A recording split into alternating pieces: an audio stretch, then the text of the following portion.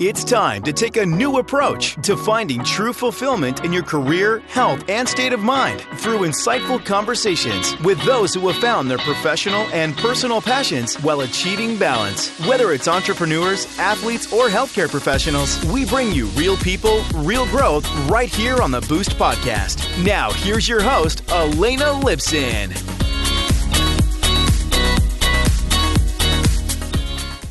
Hey Boost Squad, and welcome to episode 41. Elena Lipson here, and I am pumped to introduce today's featured guest, Rick Jackson from Riverside Health System. Rick, are you ready to join the Boost Squad? I am. So before we dive into today's episode, I want to give a shout out to our sponsor, Mosaic Growth Partners. Mosaic Growth Partners provides growth strategy consulting to entrepreneurs and organizations in the healthcare and older adult baby boomer market. They can help you bring a new product or service to market, identify and engage new customers and partners, or grow your market share. They also provide coaching and training. For more information, go to mosaicgrowth.com. That's mosaicgrowth.com. Now back to today's featured guest. So Rick is the Executive Director of the Riverside Center for Excellence in Aging and Lifelong Health, which helps older adults and their families make informed decisions about their health and well-being. Their services range from providing geriatric assessments to teaching individuals with chronic conditions how to manage their symptoms to providing a haven of resources and education for caregivers. They make a complex system of services more easily accessible through education, referrals, and individualized person-centered services that are tailored to the unique needs of aging adults and their families.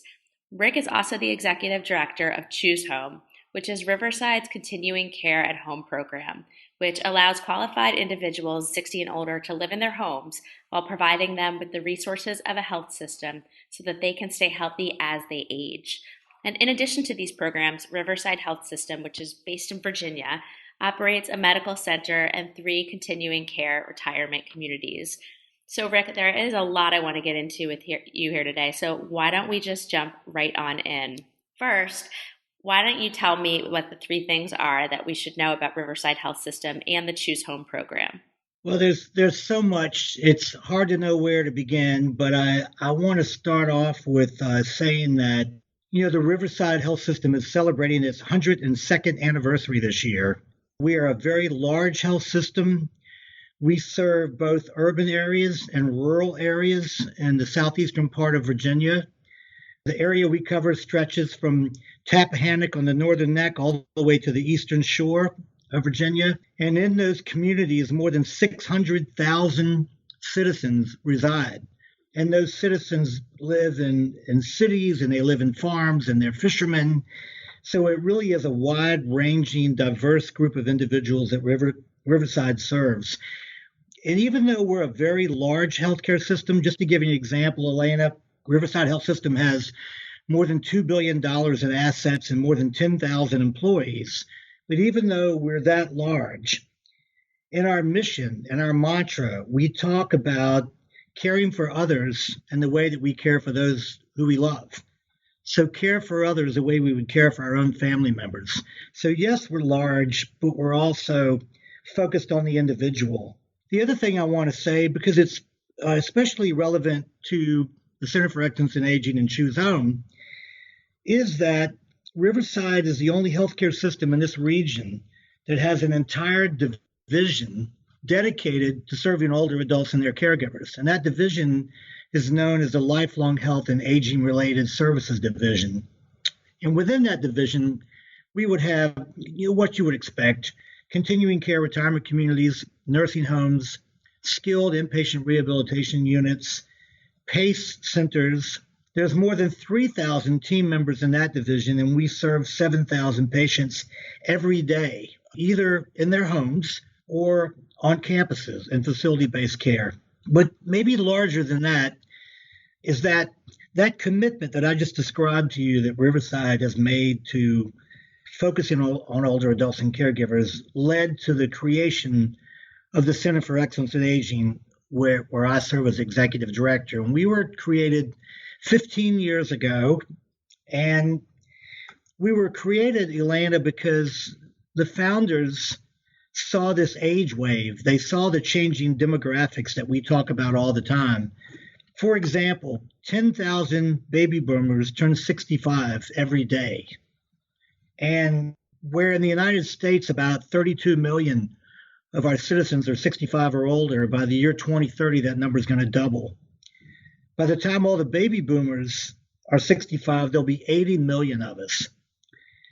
So that commitment that Riverside established and this creation of the center was based on the notion that as this age wave approaches us, we as a healthcare industry, we as a society, we as healthcare delivery systems aren't ready. And that we better be involved in research, health services research.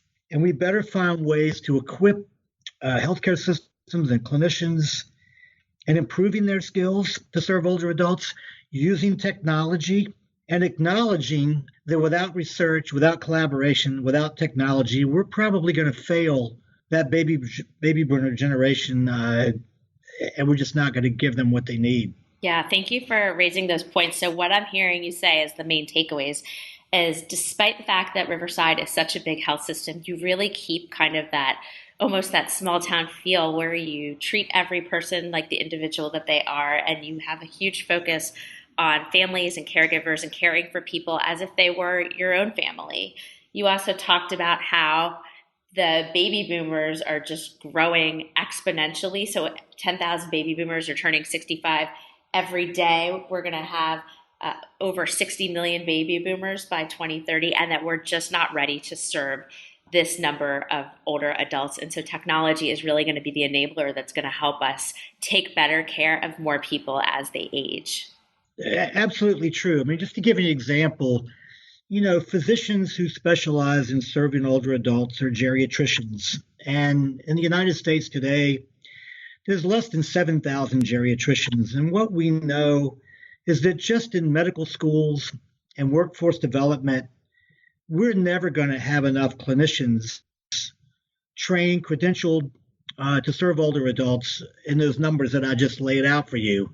So the only way we can do that is in developing skills, having all clinicians across any healthcare spectrum be sensitive to the issues of aging, and then more importantly, use of technology, especially as it relates to older adults in rural areas. I mentioned in my opening remarks that we serve some very rural areas where the individuals are farmers and fishermen, and they're miles and miles away from primary care practices and hospitals. And the center where I'm the executive director in the past 4 or 5 years has been really on the cutting edge of using technology, telehealth technology, remote monitoring technology to serve those rural individuals in getting access to care and being proactive and preventive in how they address their health. Yeah, and I want to return back to that last point a little later on in the show because I would love to hear how you're leveraging some of the technology that you mentioned.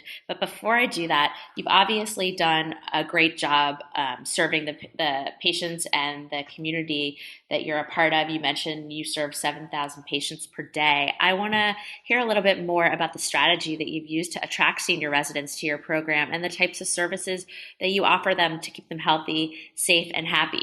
There's a gentleman named Mike Martin I want to give credit to. He's a retired vice president of Lifelong Health. And Mike gave us this mantra that we repeat, promote, and put on all of our brochures every day. And this mantra goes like this: as I age, I will control my destiny in a place of my choosing. And the implication of that, Elena, is that older adults should be empowered with choice and discretion and latitude to control their lives. That it's not our mission to come into an older adult's home or family or have them visit us and begin to prescribe to them where they should live and how they should transport themselves and how they should communicate. We want to empower them to have choice and control in their lives. So really the strategy then is instead of saying to an older adult, what's the matter with you? We say to the older adult, what matters to you? And we listen very carefully to them. And they will tell us, and they do tell us on a daily basis, what their fears are, what their anxieties are, what their dreams and ambitions are. And Elena, what we hear all the time is that 97% of older adults have a very strong desire to live all of their lives in their homes. Not to go to a facility, not to go to a continuing care retirement community, but to live in their homes. So how do we do that? How do we educate them, empower them? How do we give them the technology and resources they need to do that? Because obviously, as you age, certain declines in your physical and mental health are going to occur. And we have to acknowledge those and help older adults be prepared to deal with those changes in their cognition and their health. Yeah, absolutely. And I know that technology plays a role in that. What are some of the other services that you offer to make sure that they are staying safe and happy and healthy in their homes? Well, I'm glad you asked, because here at the center, we've been at this for a very long time, and we take a lot of pride in what we do. I think one of the first things I want to mention is a free service we offer to everybody in our region. We call it Senior Care Navigation. It's staffed by 3 individuals who are highly trained, skilled, and credentialed in gerontology. And the community, members at large, and healthcare professionals, by the way, can contact these 3 navigators free of charge, no charge to anyone, and present to us their challenges, either for themselves, their loved ones, or their patient. And they're asking the questions that you would expect. I've seen some decline in my mother or my father or my patient's memory. I have concerns about their ability to drive. I'm not sure they're eating well. I'm not sure they're taking their medications. I'm not sure that they're as engaged in the community as they used to be. Tell me, Senior Care Navigator, what I'm supposed to do about that. Tell me where the resources are. Tell me how I get access to them. Tell me how they're going to be paid for. So that's a free service that we've been doing for a very, very long time now, as long as I've been here, 9 years. And so it's a point of entry. It's an access, a way for people to answer those questions. Now, Elena, when they make those calls, or they email us, or they flag us or fax us, the Riverside Health System then has a wide array of services that we can point them towards. For example, you mentioned earlier, the center here has a geriatric assessment clinic. There's only 5 in the state, and our center is very proud to offer one of them. And the point of that clinic is to have patients and family members, when they believe there's a memory issue, come here and receive a multidisciplinary evaluation to look at what's causing what looks like a decline in memory. Many times it's not dementia. It's a medical issue that, in fact, can be treated and memory can be restored, something we call pseudo-dementia. So in many of the cases, we say to the patient, you don't have dementia, you have a urinary tract infection, you have clinical depression, you have contraindicated meds. We have a treatment plan, a regimen for you that will address that and restore your cognitive health. In other cases, we do in fact say to them, yes, you have a particular kind of dementia, and here's what you're going to need to remain in your home safe for as long as possible. Safe for as long as possible is the key, because we want to remain with them, put our finger on their pulse, so to speak, hold their hand, if you will, to watch what's going on and make sure they get the services that they need to be safe. And it could be something as simple as a medical dispenser, or it could be a call service with GPS capability, or it could be someone to come into their home 2 or 3 times a week to sweep the carpet, make meals, put meds in a dispenser. So the point of it is to provide them education, recommendations, and services to stay independent. Yeah, that's great. And those services, while they might sound so simple to those of us who are able-bodied and living independently now, they're so critical for people as they age and they become less mobile, and it's not as easy for them to maybe do some of the tasks that were simple when they were younger. So those type of services can make all the difference in someone staying healthy and also having some type of social engagement and contact with the rest of the world. So I think that's great. I'm curious, what is kind of the most common request your senior care navigator coordinators get, and what's the most common service you typically refer them to? Well, they're often just very afraid a family member of a decline that they're seeing with a loved one.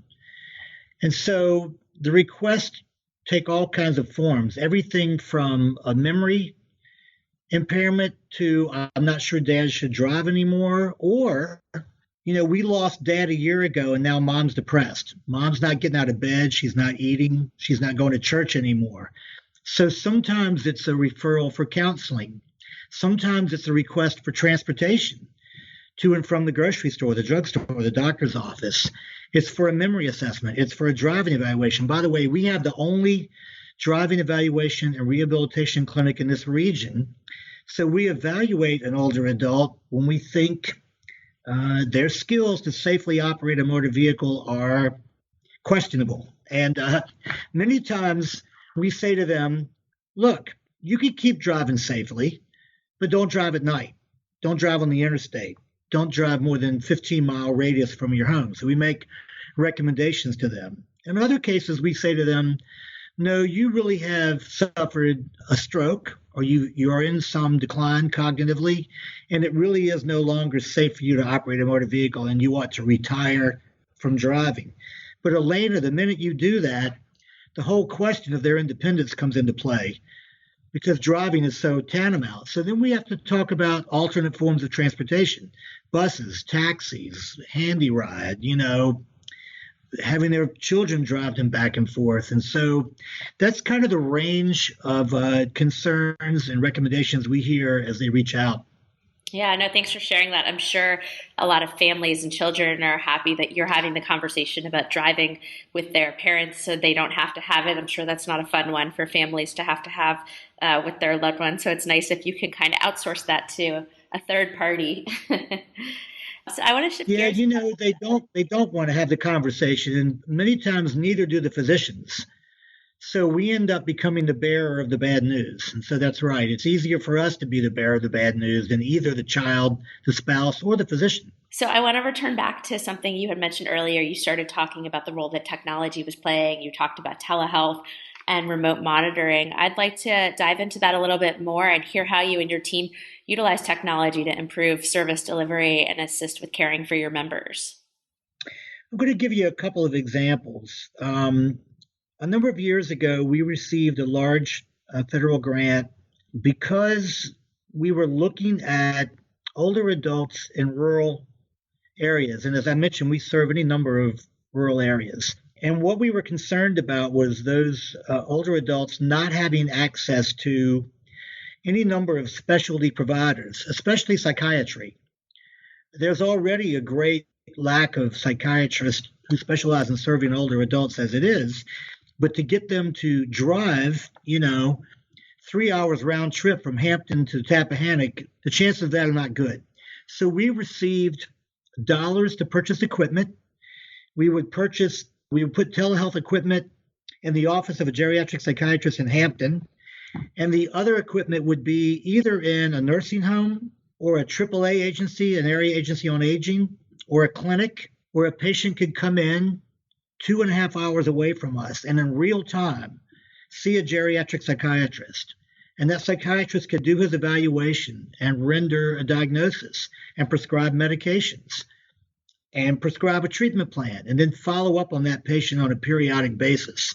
So it started with geriatric psychiatry, but it expanded to other specialties like endocrinology or any kind of specialty that they needed that they simply could not get access to. But we also moved into an area that we call remote home monitoring.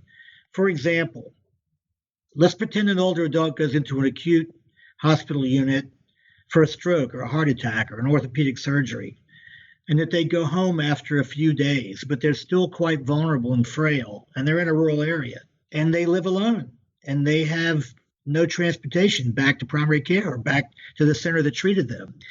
We use telehealth equipment to monitor vitals, blood pressure, heartbeat, oxygen, and all the things that would speak to us, their weight, for example. We even have a touch screen on those remote home monitoring devices that will tell us whether or not that patient's depressed. So it allows us for a patient far removed from primary care, from an acute care unit, to know on a daily basis what's going on with their recovery and are they safe to remain in that home, or do in fact they need to come back to the hospital or go back to a primary care.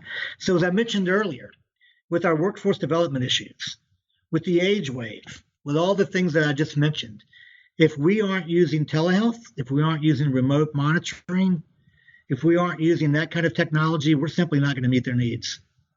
Right. No, absolutely. And I think that what you're talking about is really helping to keep costs down in the health system and improve health outcomes as well by making sure that people have access to the services that might not be available locally to them in their communities, and that you're also able to keep an eye on them, when they're not, actively engaging with the health system. So I think that's great. I also want to hear a little bit. I know you worked with LivWell Health and that they've played a role in helping seniors live independently because they help provide services to them and help families who are seeking assistance in the care of their loved ones. And so I wanted to hear a little bit about how they've helped support some of your goals and what that experience has been like.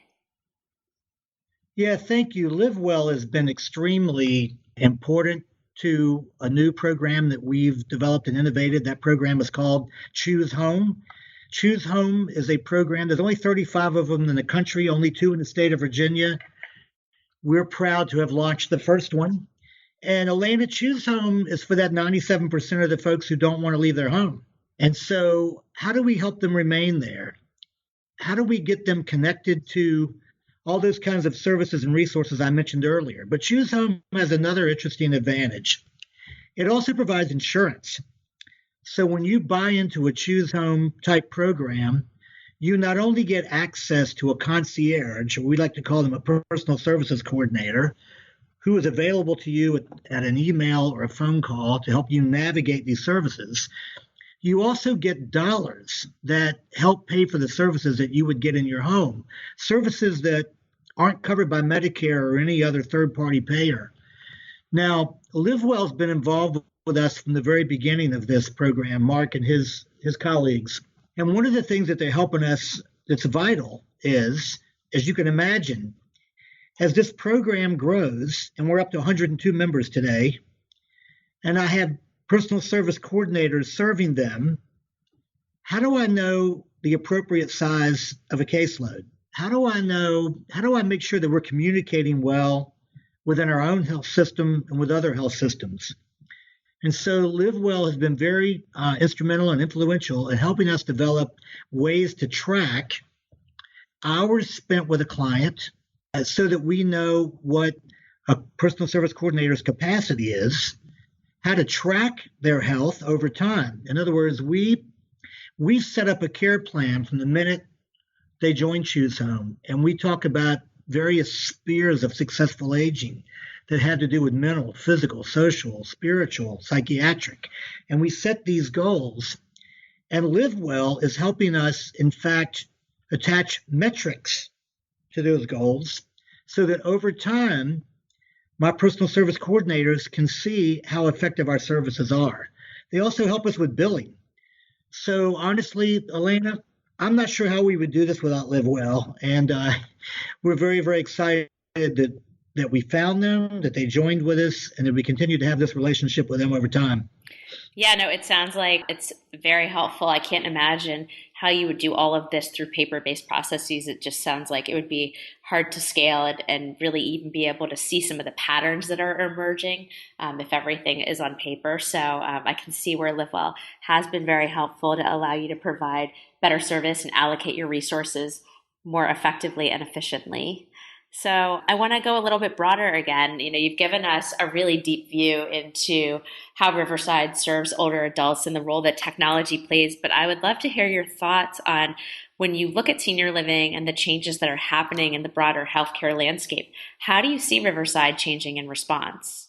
Well, we have this commitment and this dedication to serving older adults and their caregivers, and that's not going to change. That's going to remain for a very long time, indefinitely, I am sure.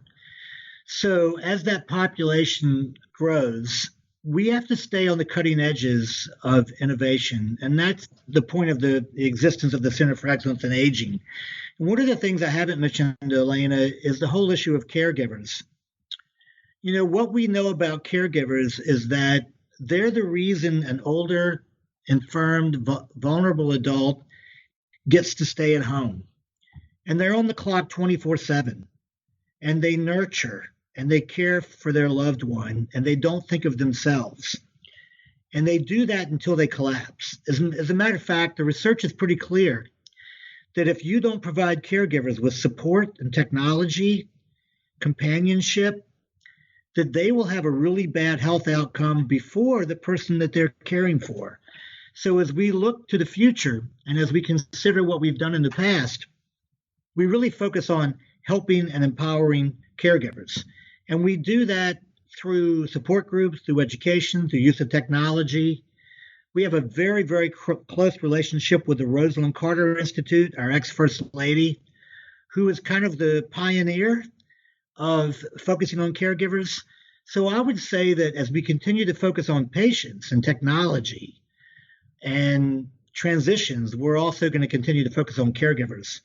I think I saw a statistic just yesterday that said last year, informal caregivers gave 17 billion hours of a dollar amount on that. It's more than $200 billion of uncompensated care. Now imagine for a moment if those caregivers weren't there and how that would affect Medicare, how it would affect Medicaid, how it would affect all of our healthcare delivery. And I can tell you it would collapse. So we really have to focus on empowering and enabling caregivers. Yeah, I'm so glad you brought that up because caregivers really are the unsung heroes in a lot of this. People often overlook the role that they play. And unless somebody does want to age at home, that really is not possible to do in a healthy and safe way without a caregiver. And like you said, a lot of caregivers just forget to take care of themselves in the process of caring for their loved ones. And so services like your free navigation services that you offer can make such a difference in helping caregivers easily identify resources and just connect to the support that they need to keep serving the ones that they love and taking care of themselves. So one other thing I wanted to ask you about, I understand that you're creating a care coordination algorithm with LivWell, and I want to hear a little bit how this can also help caregivers to take better care of their loved ones. Well, if you can't measure it, you can't decide whether it's successful. The provision of every healthcare service requires that we develop metrics. And so caring for older adults in ChooseHome and caring for their caregivers is no different. So how do you develop a series of metrics tied to a care plan that tells you whether or not the older adult and caregiver that you want to serve are improving their health, are maintaining their health, or in fact in some state of decline? Because here's what's important. If you don't develop the metrics, and if you aren't looking at them every month, you're going to believe that they're really okay when in fact they're not. And you're going to discover by surprise that they've had a decline and now they've had a stroke or a heart attack or they've had a fall and they present themselves at an emergency department. So ChooseHome with LivWell are looking at what are the components of successful aging. And I mentioned earlier, yes, it's physical. Yes, it's mental. It's also spiritual. It's also behavioral health. And so working with Mark and his folks at LivWell, we are developing metrics for all of those components of successful aging. And we're going to use them on a monthly basis with our ChooseHome members to ask the appropriate questions, to plug in the numbers, and it's going to do exactly what you think it would. It's going to have bar graphs. It's going to have lines that move up and down a screen that says, gee, this patient's really doing well, or no, this patient isn't. And then it gives my guys an opportunity to be preventative and say, Mr. Jones, I noticed you have not been exercising. I noticed that your weight has gone up. I noticed that you haven't been to church or gone to the garden club. I noticed that you're not visiting your grandchildren. Whatever those components of successful aging are, we'll measure them over time and be preventative, not reactive. Yes, I love it. So I want to close out with what advice you would give to organizations as they consider leveraging technology as part of their program, since you have a lot of firsthand experience doing this with Riverside. So, Elena, I mean, the advice I would have for all of us is that we ought to be open to innovation and improvements in how we deliver services to older adults from wherever they come from. And even though Riverside Health System is a very large healthcare delivery system who's surely dedicated to serving older adults and their caregivers, we have to be open to other technologies, other consulting opportunities like what LivWell brings to us. Because otherwise you stay stuck in the past, you have a traditional approach. You know, even though Riverside is such a huge healthcare delivery system, we don't have all the answers. And that's why the Center for Excellence in Aging is here, to continue to scan the horizon and look for ways to improve how we serve older adults and their caregivers. And that also includes individuals and companies like LivWell. We have to be open to what they bring to the table and ask ourselves the hard question, how do we continually improve what we do? Yes, I love it. I think not looking to the past to solve the problems of the future and being open to new technologies and innovation that are going to help us deliver better care to our loved ones is so important. I hope today's episode inspires you to think more about how you can find your passion and live your best life. For more information, including links to resources that Rick and I chatted about today and how best to get in touch with him, head on over to our website, mosaicgrowth.com, and check out our show notes from this episode and catch the boost bonus. Rick, I want to thank you for sharing your journey with us today. And remember, anything is possible for you. Now that you've completed this episode, the next step is to join the Boost Squad for strategic insights, tips, and tricks, as well as exclusive resources designed specifically to accelerate your personal and professional growth. All this and more is waiting for you at mosaicgrowth.com.